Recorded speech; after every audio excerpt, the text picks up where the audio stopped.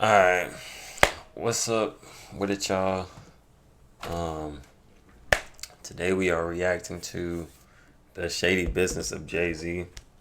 So, we been knew he was doing crazy shit. We just never talked about it, right? But I mean, he already got his money. So shit, it really ain't nothing we can do about it. But let's get into it.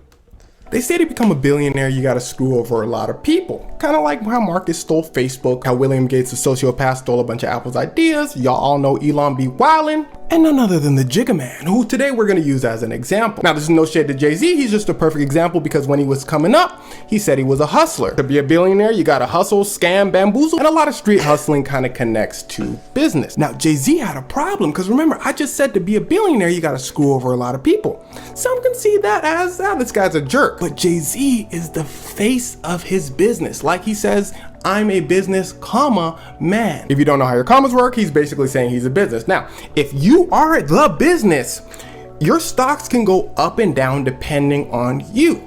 Let me put it to you this way. If Elon Musk was this super nice guy who gave to charity all the time and he bought Twitter and it was failing, people will be like, man, that's tough for Elon. And a lot of people will probably help him out. Now we all know that's not Elon Musk, so people just laugh at him as Twitter crashes and burns and prays for his downfall. Now let's see how Jay-Z toes this balance perfectly with Tidal. Now if you don't know, Tidal was this music service that Jay-Z bought a while ago. He said, yo, this is gonna be the biggest thing in streaming. Spoiler alert, it wasn't. Now why Jay-Z started Tidal was actually a pretty good reason. Streaming platforms are not paying artists. So if he makes Tidal and he promotes Tidal, pays artists a whole bunch of money, people will love Tidal. And he actually did this by giving the most amount of revenue to artists. And he also made this whole grand production where a bunch of famous musicians came on stage signing, we own part of Tidal. Jay-Z gave it to us. Everyone's like, whoa! Jay-Z like, so y'all finna sign up for Tidal? Everyone's like, no. Jay-Z said, but why? They said, because I have Spotify already. Yeah. But Jay-Z, you a good dude. He underestimated the fact that people were like, yo, Beyonce would be all right if I just go on Spotify. She's a millionaire. Ain't that right, Jay-Z? Jay-Z said, well, now you can only get her album on Tidal. Now what? People were like, I don't really like that. And people just listened to another artist. It wasn't that deep. But at this point, people did not like Jay-Z. He had so much stock with the people that people were just giving him the benefit of the doubt. They're like, oh, he's a businessman. He's just trying to make a business move. It's annoying, but sure. Now, there was a few more album exclusives, but then Kanye West dropped his highly anticipated The Life of Pablo on Tidal. That's such a fire album. Now, people weren't tripping that Kanye's album was exclusively on Tidal. I think like 300 million people paid the subscription fee to listen to the album. Then a week later, Kanye drops the album on Apple Music. Everyone who paid the Tidal subscription felt scammed because the album was exclusively supposed to be released on Tidal. In fact, Tidal gets sued and it's starting to look really bad because at this point, people are only buying into this because Jay-Z is the savvy businessman and it's okay. But now it just seems Jay-Z, remember, he's the face of the business, is forcing people to pay to listen to their favorite artist and his business is failing. Maybe he's not that business savvy. So his reputation is taking a slight dip. So Jay-Z goes, oh snap, it's time to jump ship. So he hits up his friend, Jack Dorsey. Jack Dorsey founded Twitter. He's like, yo, Jack, you wanna come on my yacht? Jack goes, me? Of course. Rich people still think famous people are famous. So Jack goes on vacation with Jay-Z. Jack sees Beyonce, he goes, that Beyonce? Jay-Z goes, yup. Hey, you wanna buy Tidal? Jack goes, you're failing music service? Jay-Z said, now who said it's failing? Jack said, everybody online. Jay-Z goes, well, you can't believe everything you read. So Jack goes over to his shareholders and tells them, yo, we're buying Tidal. They go, Jay-Z's failing music service? Jack said, now who said it's failing? They said these legal documents that Tidal is obligated to show us, showing that they're failing. Jack said, well, you can't believe everything you read. You're buying it for 300 million. They go, what the? They buy it. Jack's the boss. Now, Tidal, of course, fails, but it had people questioning, why did Jack do this? Because even though Jay-Z is Jay-Z, this is ridiculous. The shareholders thought the same thing, so they sue Jack. And here's where it starts to get wicked. There's something I forgot to tell you. A part of the deal where Jack and his company paid 300 million for Tidal was Jay-Z, listen closely, gets on the board of directors for Jack's company. The board and the shareholders were like, what? Jay-Z said, what, Jigga, I'm here now. So people were suspicious, including the judge. Judge was like, yo, so is he just like your friend and you just helped him out? Jack goes, no, I just thought it was a pretty good idea. The judge goes, well, you got the bag and fumbled it. Jack goes, I'm sorry? The judge goes, you got the bag and fumbled it.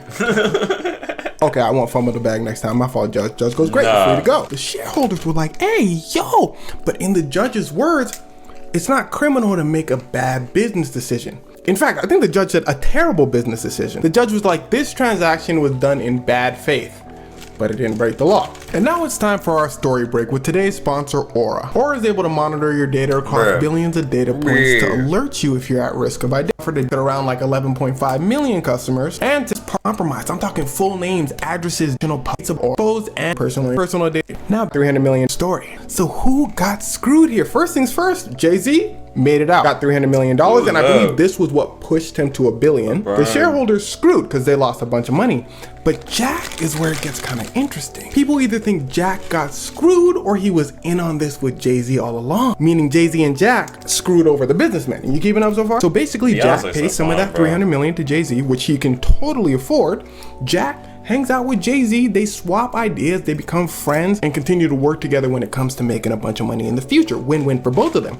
Shareholders get none of this with Jay-Z, and they just lose money. An NYU business professor called this an expensive tab to hang out with Jay-Z. Now, how does this make Jay-Z the hustler? Well, he basically sold himself instead of Tidal. When he knew the business was failing, he just went into the old hustler's playbook. Just pretend it's not failing and then sell it to a sucker. At first, he tried to sell it by pretending the number of subscribers were bigger than they were. They did actual projection on his numbers, and they're like, bro, you're like 10 times below what you said you're doing. Jay-Z's like, let me see those numbers again.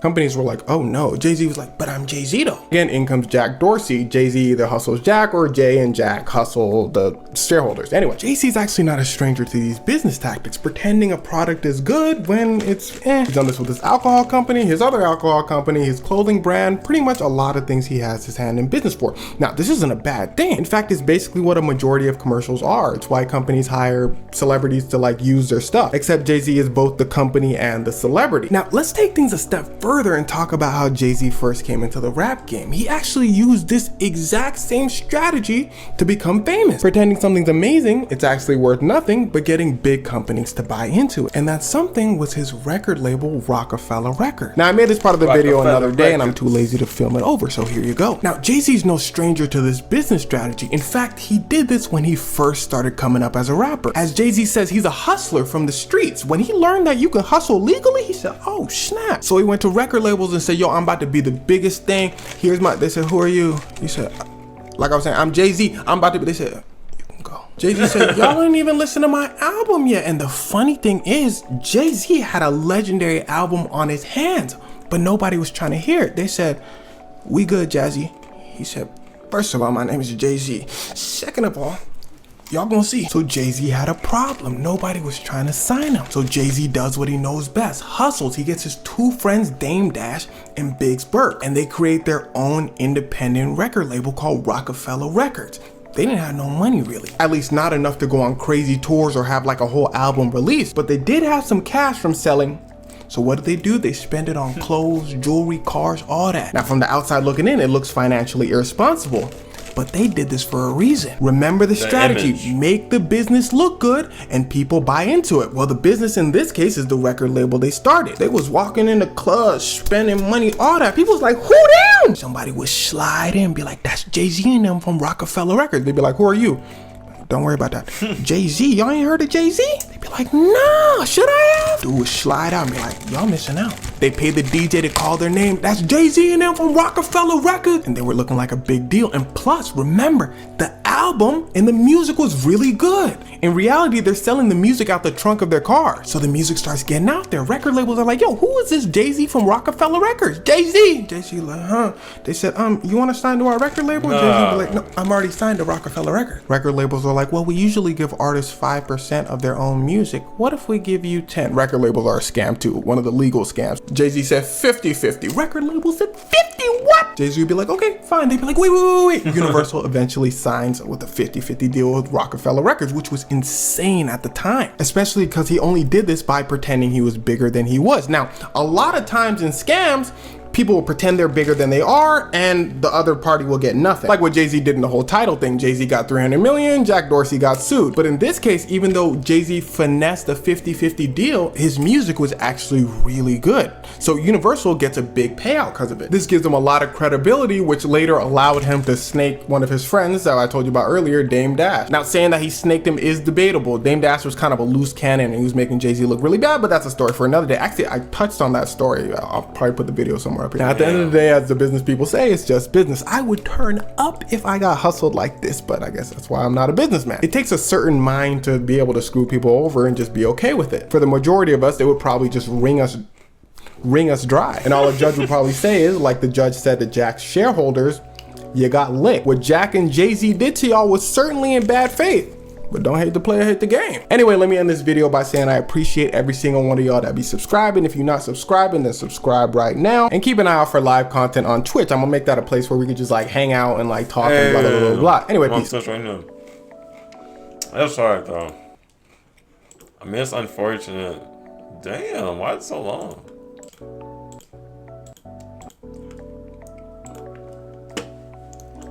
Ain't nobody gonna talk about how long that ending was. That shit crazy though.